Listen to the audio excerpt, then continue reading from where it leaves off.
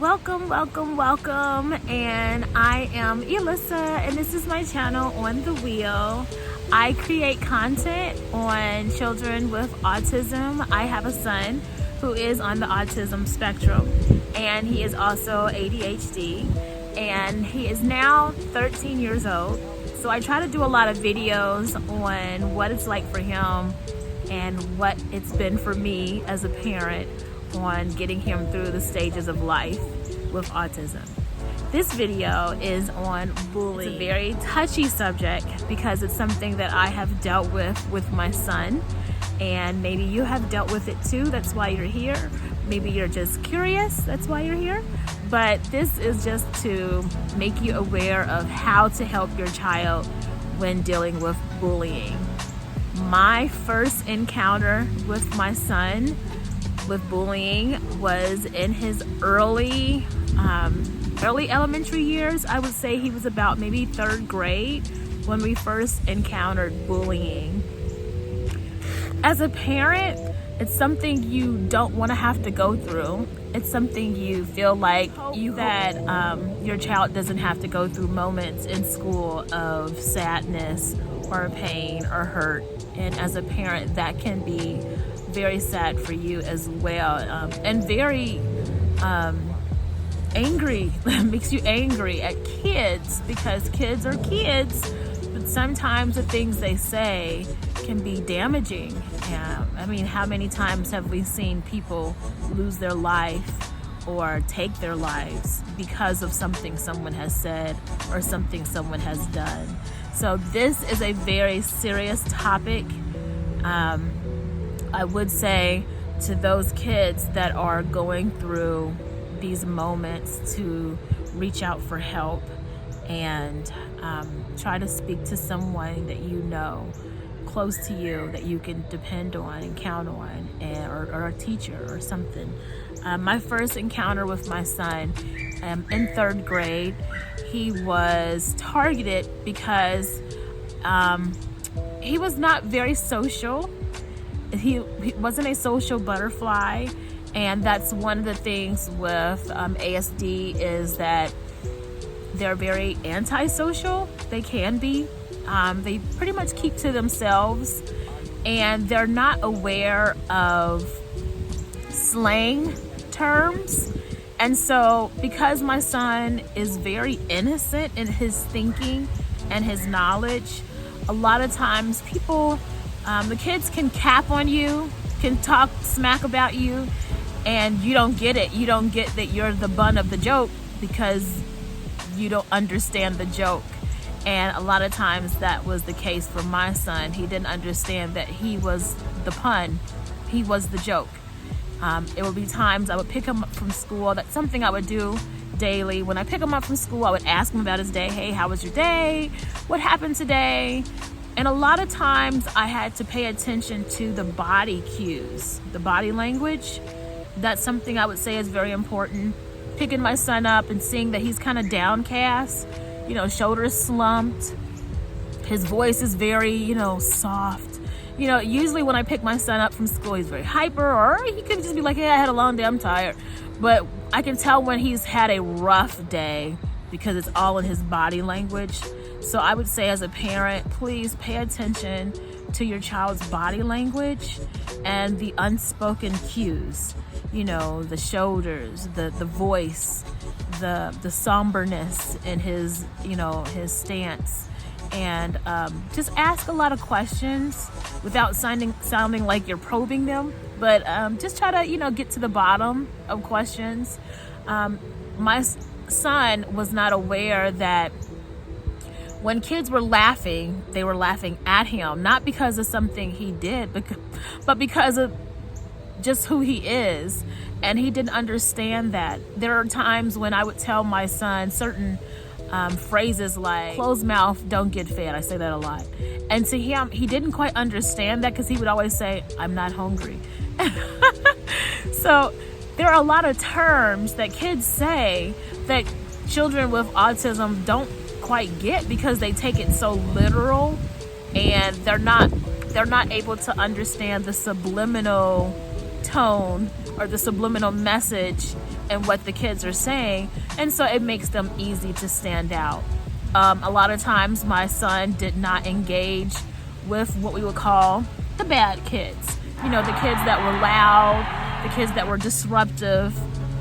He stayed away from those kids, so that also made him a target, and that also made him stand out. And because he did not follow those kids, it made him look at what they use the word nerd, or they'll label him as a geek, a loner. And so those words were labeled on him. He didn't quite understand that. When he would talk, there would be times when he would discuss things, and when I would hear what he was saying, it was like, wait a minute, say that again. And I understood, now wait a minute, they're laughing at you because of that. And he thought that, like, yeah, we all laughed. And it was like, no, they're laughing at you, not with you. And so having a child go through bullying was difficult because he did not quite understand that he was the joke. And so why else was he targeted? Well, because he got good grades, he was a good student, and he did what he was supposed to, which is sad. You do what you're supposed to and you get picked on. You have different likes, different interests, and kids target you because they think that you're different when everyone is individual. And kids can be cruel. Kids can be very mean and degrading. And it's so sad that it starts in elementary at such a young age, where kids are learning to be verbally abusive. And that's really what it is when your child is being bullied. A lot of times it's said that the most common type of bullying is verbal abuse. And the verbal bullying can be just as damaging as the physical, because the verbal gets into your mindset and it makes you think a certain way. And once you start thinking a certain way, then it can control your behavior and how you respond to what was said. And so verbal abusive can be very damaging.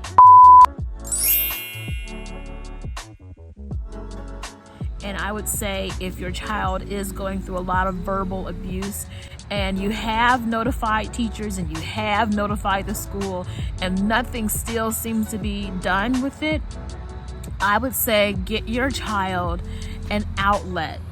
Have him speak to someone, a child psychologist, a child therapist. Try to get him engaged socially in groups. A lot of times kids with autism are targeted just because they're loners. They're automatically loners. They tend to be by themselves, and they don't tend to need the interaction with other kids. They're fine by themselves.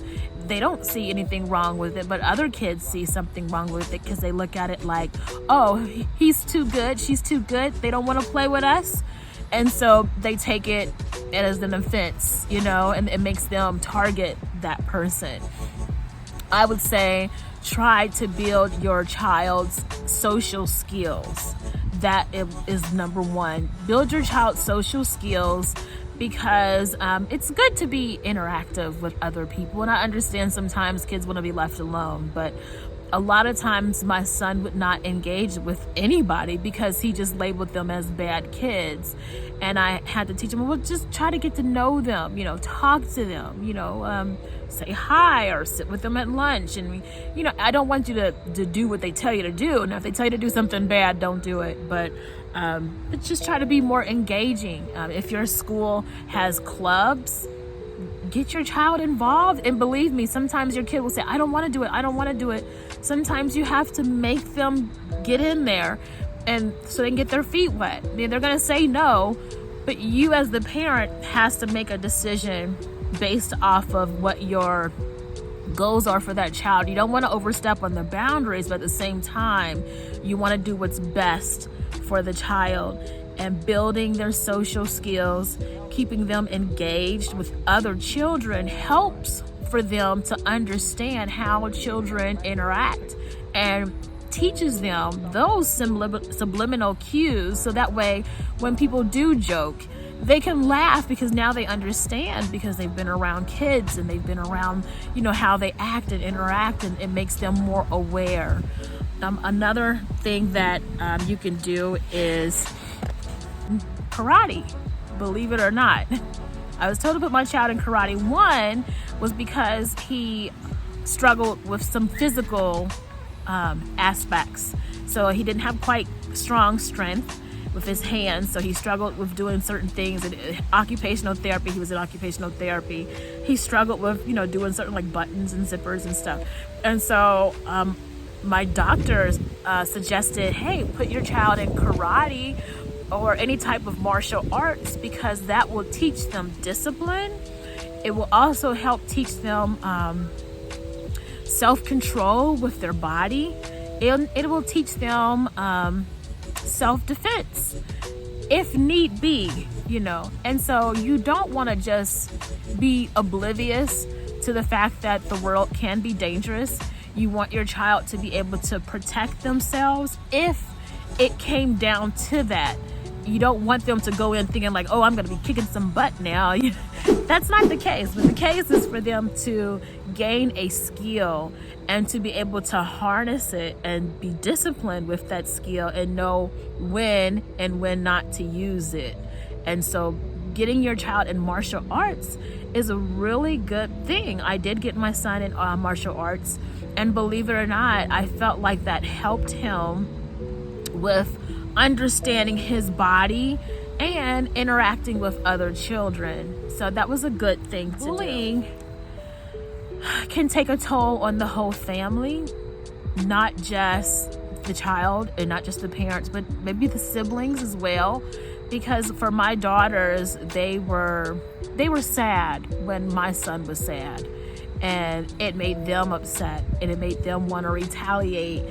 And they know they couldn't. They went to different schools, but it put a lot of emotional letdown on my family, because we felt helpless. We wanted to be able to help, but we felt like we did what we could to help, and now it was left to chance. It was left to the unknown. Like, okay, what's going to come of this? Is it just going to go away? Is the person going to stop? Is my son going to speak up? Is my son going to stand up for himself? It was just kind of like, But what I would do, another tip, I would affirm my son in who he is. When he had those moments of being bullied, or those moments where he felt like he was not treated well in school, those were the days I did more affirming in him. I try to do a lot of affirming in him, period. But those are those times when I would try to build him up, and I say, you know what?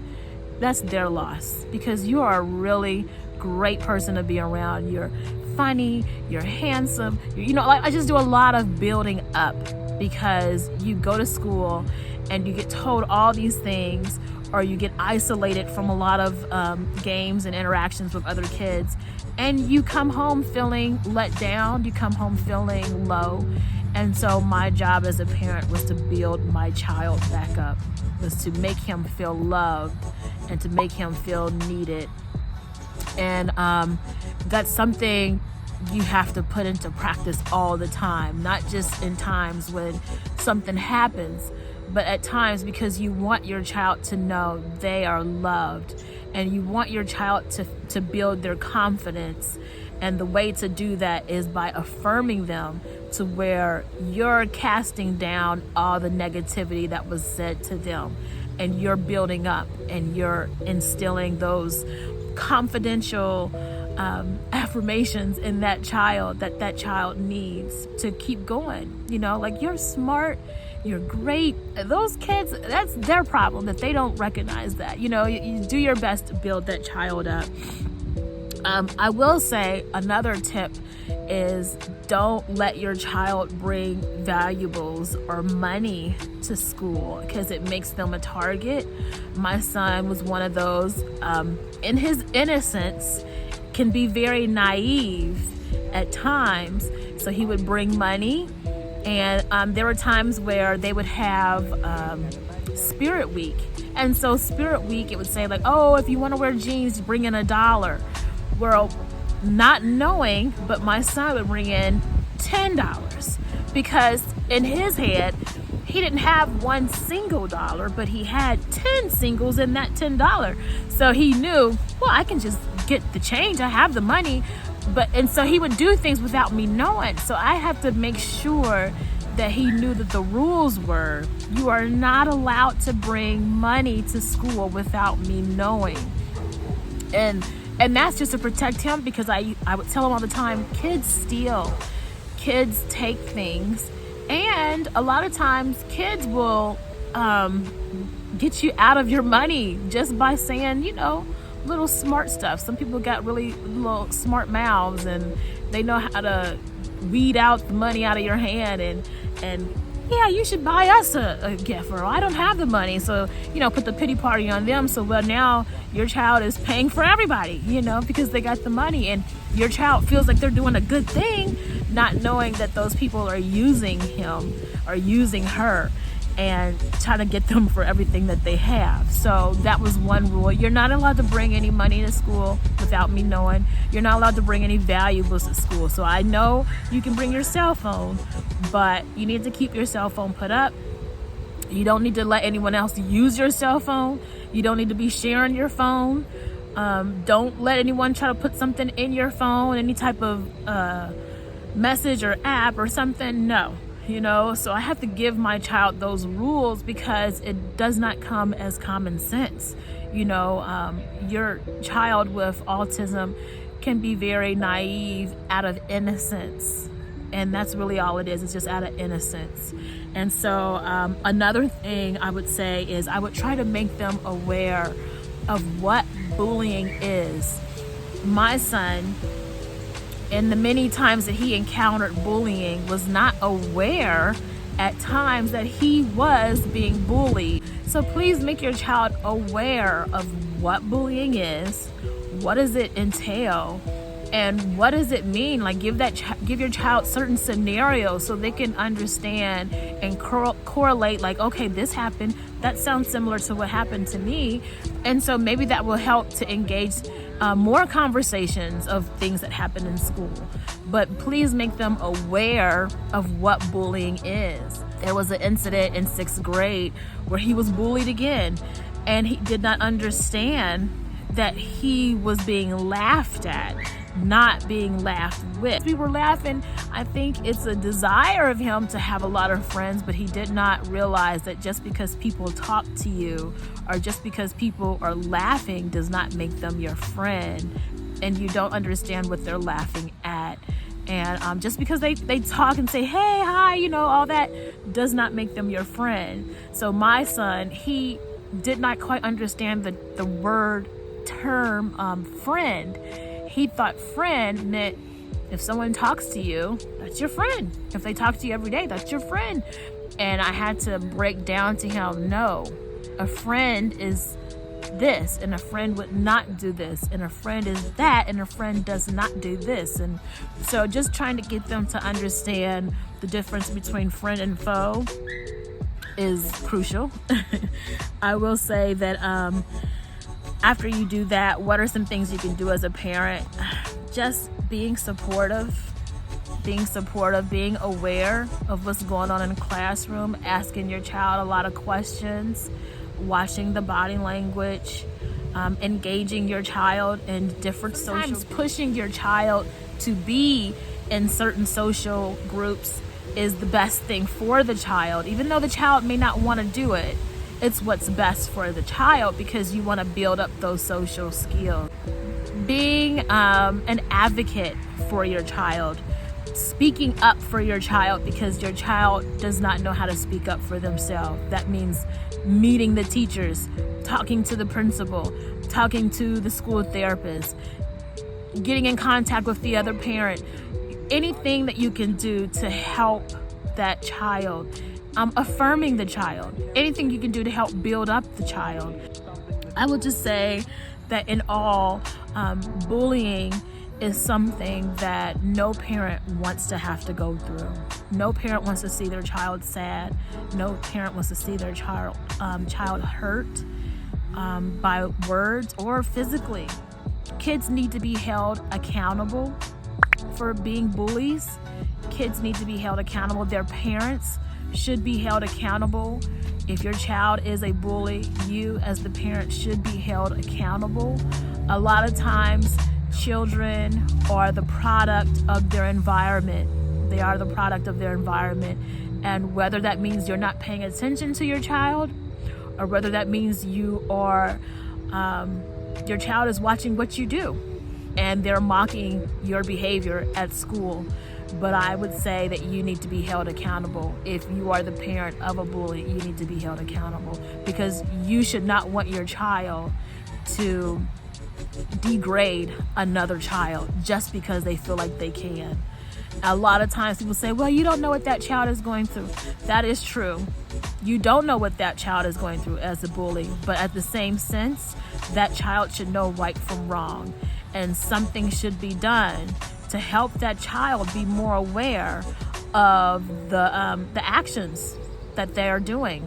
Their actions have consequences, and that should be something that should be implemented. Is there are consequences for your actions? I use that all the time with my children at home. If you do this and you know you're not supposed to, you know there are consequences. You know, the big C. You have to deal with the big C. And so bullies should be held accountable. A lot of times I hear stories of kids being bullied in school, and parents are aware of it, principal is aware of it, but yet still nothing is being done. When kids are bullied, I feel that there should be some type of class, maybe for the parent and the child, that they should have to attend. It should be mandatory. Every time your child is accused of bullying and found guilty of bullying, I feel that the parent and the child should go through some type of rehab with the school to help better make you knowledgeable on the effects that bullying has on other children and the consequences that it can have on you when you become an adult. You know, you can't go around life just bullying people. You know, there are consequences. And so that's just my take on being bullied. I feel that children with autism are targeted because they are quiet. Sometimes they are loners because they're not in the know. It just goes to show you that a lot of these kids are growing up in environments that are advanced. You know, if your child is already in elementary and they're cussing up a storm, what in the world is going on? What is the home life like? What is the home environment for that child? What is that child watching at home to where they feel like this is what the type of person they want to be in elementary? So this is me. This is On the Wheel, and that is my take on bullying. That is my take on just try to be aware as the parent.